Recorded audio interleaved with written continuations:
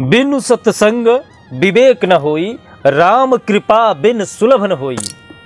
कन्या राशि के जो जातक हैं, मार्च का महीना 2024 मंथली प्रेडिक्शन है ये। मार्च 2024 में आपका व्यापार कैसा रहेगा, आपका स्वास्थ्य कैसा रहेगा, आपकी शिक्षा दीक्षा, लव लाइफ, दाम्पत्य जीवन, ये सारी चीज़ें मार्च के महीने में किस तरह से रहने वाली हैं। साथ ही साथ मार्च के महीने में जो आपकी कुंडली है, भाग्य का स्थान जो है वहाँ पे कौन सा ग्रह बैठा हुआ है, साथ ही साथ वहाँ से आपको कितना लाभ मिलने जा रहा है, भाग्य आपका साथ देगा या नहीं देगा, कर्म आपका मजबूत होगा या कमज़ोर होगा। साथ ही साथ में इस कुंडली में आपके लिए क्या उपाय है मार्च के महीने में, आपका नौकरी यदि आप कहीं कर रहे हो उसमें उन्नति होगी या नहीं होगी, या फिर जिसके पास नौकरी नहीं है क्या मार्च महीने में कुछ ऐसे संयोग बन रहे हैं कि उनको नौकरी मिल सके। ये सारी चर्चा इस वीडियो में करूंगा, तो आप लास्ट तक इस वीडियो को जरूर देखिएगा और लास्ट में उपाय भी बताऊंगा मार्च के लिए कि क्या आपके लिए खास उपाय है।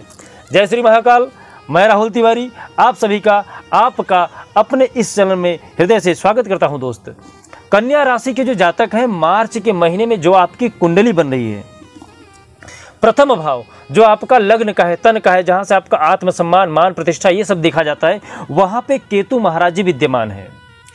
केतु महाराज यहाँ पर बैठ करके आपका सहयोग दे रहे हैं, क्योंकि यहाँ पे जो आपके स्वामी हैं केतु महाराज उनके मित्र हैं, तो यहाँ पर आपके लाभ का प्रमाण, आत्मसम्मान में, मान प्रतिष्ठा में, वैभव में, संपदा में केतु महाराज आपके बढ़ाने वाले हैं। वैसे केतु महाराज जब भी इस भाव में बैठते हैं लग्न में, तो शारीरिक शंकाएं, स्वास्थ्य को लेके थोड़ा सा गड़बड़ कर सकते हैं। आपके मन में जो रोग नहीं है, जो आपके पास रोग है ही नहीं, उसको लेके आप चिंतित हो सकते हो, तनावग्रस्त हो सकते हो। आपके मन में ये शंका उत्पन्न कर देंगी, आपके मान सम्मान प्रतिष्ठा में तो वृद्धि करेंगे, लेकिन साथ ही साथ आपके मन में शंका भी उत्पन्न कर देंगे, जिससे आपको भ्रम हो जाएगा। आप उलूल जुलूल कोई भी दवाएं इस्तेमाल कर सकते हैं, तो आप कुछ भी दवा का इस्तेमाल करने से पहले थोड़ा सा सोच लीजिएगा। मार्च के महीने में कुंडली का जो तृतीय भाव है, वहाँ पे चंद्रमा विराजमान है। चंद्रमा शुरुआती तौर से मन को चंचल बनाते हैं, तो थोड़ा सा आप अपनी चंचलता पे काबू रखिएगा, क्योंकि ये इनका जो प्रवृत्ति है वो चंचल स्वभाव का है। तो मन की चंचलता शुरुआती तौर से आपको देखी जाएगी, खास करके माता का सुख में या भाई को लेके, साहस को लेके जो चीज़ आपको नहीं करनी चाहिए वो चीज़ में भी आपका ये साहस बढ़ा सकते हैं, तो थोड़ा सा सतर्क रहिएगा। साथ ही साथ शुक्र और मंगल ये आपके कुंडली के पंचम भाव में बैठे हैं। पंचम भाव जो होता है, यहाँ के जो कारक देव हैं गुरु महाराज हैं। गुरु महाराज यदि यहाँ पे बैठते तो आपके लिए संतान का जो सुख होता है वो वंचित कर देते हैं गुरु महाराज। गुरु महाराज जब भी पंचम भाव में बैठते हैं तो संतान योगों को थोड़ा सा नुकसान पहुंचाते हैं, बाकी हर जगह वृद्धि करते हैं, लेकिन यहाँ पे शुक्र और मंगल विराजमान है। शुक्र महाराज यहाँ पे आपकी शिक्षा दीक्षा में, आपके ऐश्वर्य की चीज़ें में वृद्धि करने जा रहे हैं। आपके जो प्रेम का क्षेत्र है, लव लाइफ है, वहाँ पे आपको मजबूती मिलेगी। साथ ही साथ व्यापार में उन्नति होगी, व्यापार भी आपका बढ़ेगा, और आपका जो लव लाइफ है, जो आपका बीच में अनबन चल रहा था कि मेरी शादी होगी कि नहीं होगी, आपकी जो लव रिलेशन थी, खासकर उसमें आपको सुधार देखने को मिलेगा शुक्र महाराज की वजह से। भौतिक जो सुख सुविधा है उसमें वृद्धि करेंगे 15 मार्च तक। मंगल महाराज जी ये यहाँ के कारक के मित्र हैं। गुरु महाराज यहाँ पे कारक हैं और मंगल महाराज उनके मित्र हैं, तो गुरु महाराज मंगल को हमेशा सपोर्ट करते हैं। मंगल महाराज यहाँ पे आपके सुख सुविधा में वृद्धि करेंगे, साथ ही साथ आपके बाग बगीचे, भूमि से रिलेटेड जो भी रहेगा, शिक्षा दीक्षा, हर जगह मंगल महाराज आपको यहाँ पे उन्नति देने जा रहे हैं। कुंडली का जो अष्टम भाव है वहाँ पे गुरु महाराज जी बैठे हुए हैं। जब भी अष्टम भाव पे गुरु महाराज बैठते हैं तो थोड़ा सा गलत रिजल्ट देते हैं, क्योंकि यहाँ के जो कारक देव हैं वो शनि महाराज हैं। शनि महाराज और गुरु महाराज में बनती नहीं है, तो गुरु महाराज को थोड़ा सा आपको सुधारने की ज़रूरत है। आपका पैसा कहीं फंस सकता है, लाभ होगा, आपको लाभ दिखेगा, व्यापार बढ़ेगा, लेकिन आपका पैसा कहीं आपसे फंस सकता है।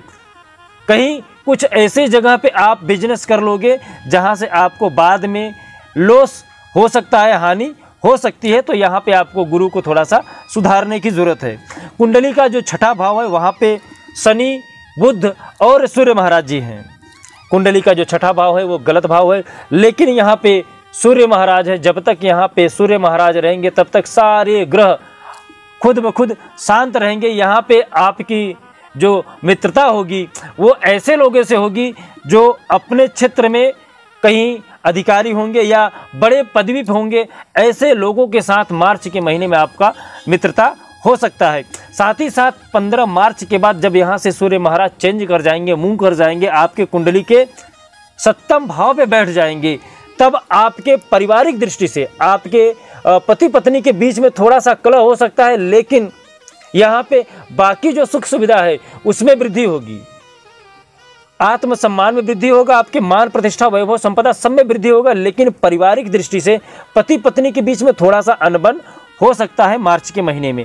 15 मार्च के बाद शनि महाराज 15 मार्च के बाद यहाँ पर उदय हो जाएंगे। जैसे यहाँ से सूर्य हटेंगे, शनि का उदय होना निश्चित हो जाएगा। तो शनि और बुध यहाँ पे शत्रुहंता योग बनाएंगे। जो भी आपके शत्रु रहेंगे वो निश्चित ही आपसे पराजय को स्वीकार कर लेंगे। तो ये आपके मार्च के महीने की कुंडली है। मार्च के महीने में सिर्फ आपको गुरु को मजबूत करना है और केतु महाराज को थोड़ा सा शांत करना है, जो आपके मन में शंका उत्पन्न कर रहे हैं। बाकी ओवरऑल कुंडली में जो भी ग्रह हैं सब आपका सपोर्ट कर रहे हैं, आपका साथ दे रहे हैं। तो गुरु महाराज को मजबूत करने के लिए आप हर गुरुवार के दिन पीला चंदन या पीला वस्त्र धारण कर सकते हैं। ओम ब्रींग बृहस्पतये नमः इस मंत्र का जाप कर सकते हैं हर गुरुवार के दिन 108 बार। साथ ही साथ केतु महाराज को शांत करने के लिए आप गणेश भगवान की स्तुति कर सकते हैं, गणेश भगवान को दुर्वा चढ़ा सकते हैं। इससे आपके केतु महाराज जो है वो शांत हो जाएंगे। तो ये छोटे छोटे रेमेडी आप जरूर करिएगा।